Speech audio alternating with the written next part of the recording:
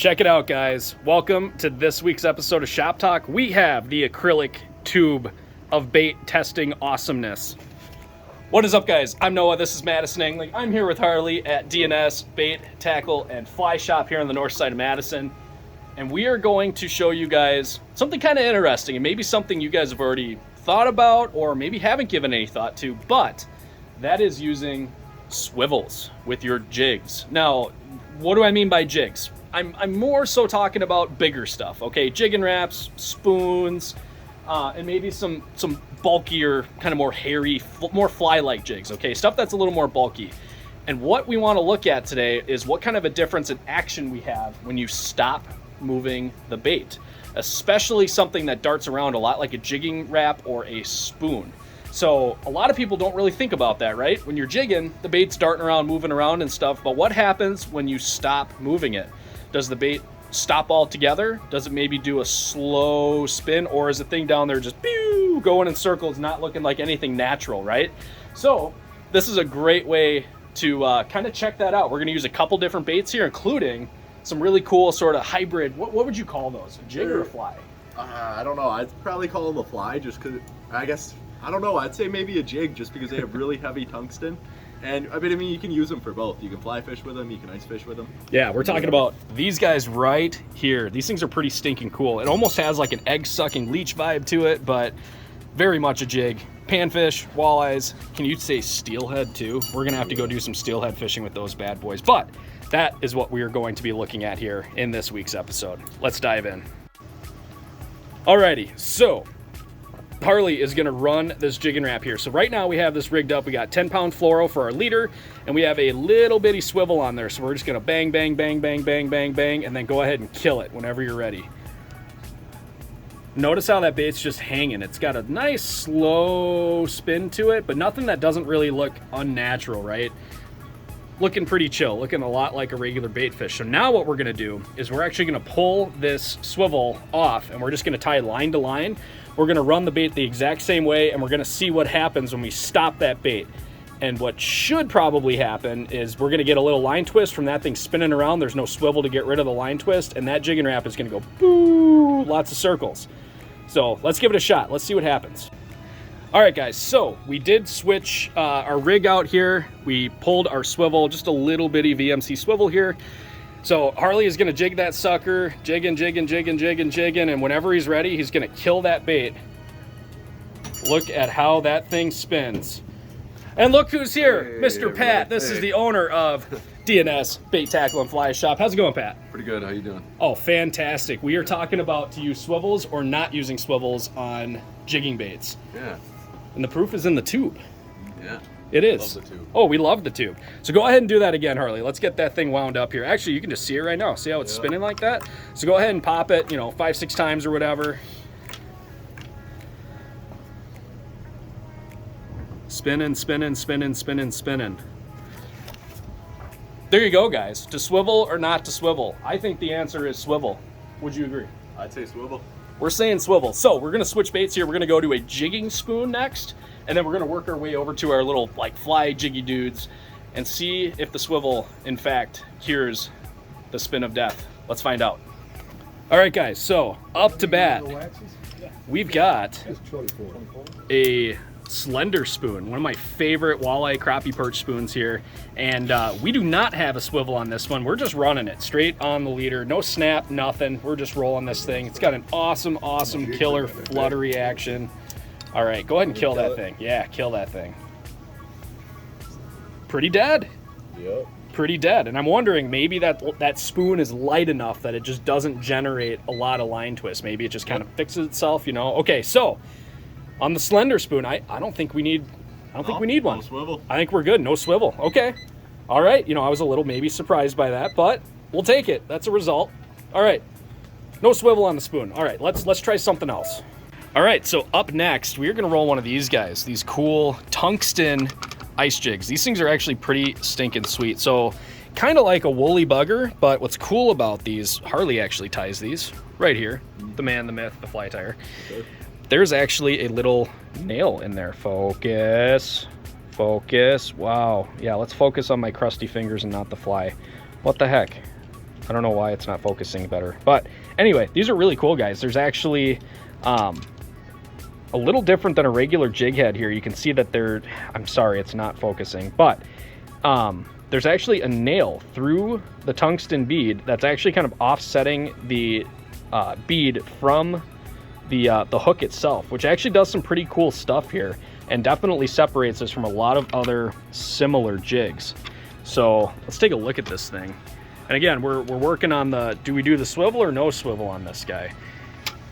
I mean, absolutely dirty. Go ahead and give that thing just a couple real hard pops.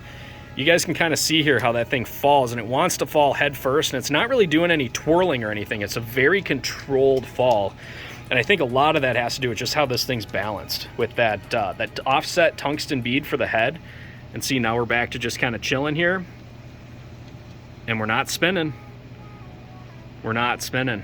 I mean, it's perfect. It is perfectly horizontal. Dude, you got these things freaking dialed. Exactly, I like them. They're perfect. Yeah, crappies, walleyes.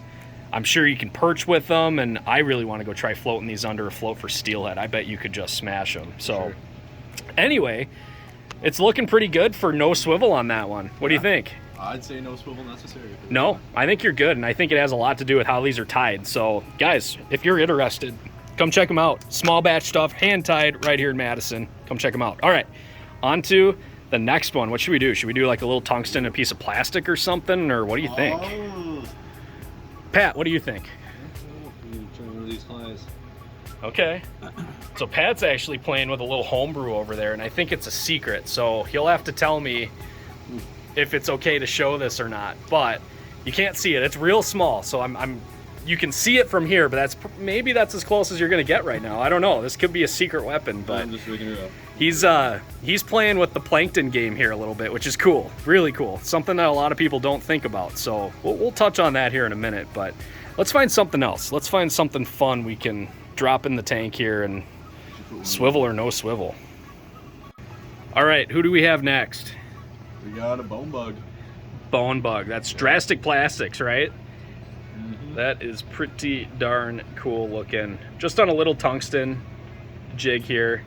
And to be clear, we did change our leaders a little bit for the lighter stuff. So we're trying to make this a little more realistic, right? So we actually have 2-pound mono for our leader here that we're playing with. And just to back up a little bit, on the jig and wrap, we were running 10-pound fluoro. So very, losing stuff, good save. So trying to kind of match real world applications here with the leaders, because leaders obviously do make a difference. So I'm thinking we don't have to have a swivel on this one. It's really not doing anything super crazy, is it? Anything. No, it's pretty dead when you kill it. Yep.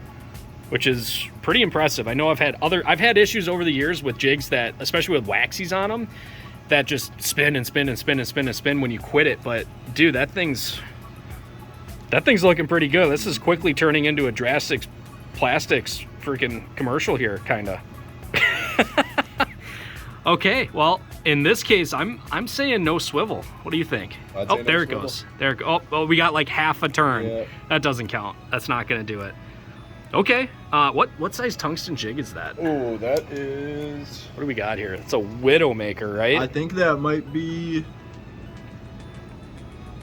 I think that's a 16. Okay.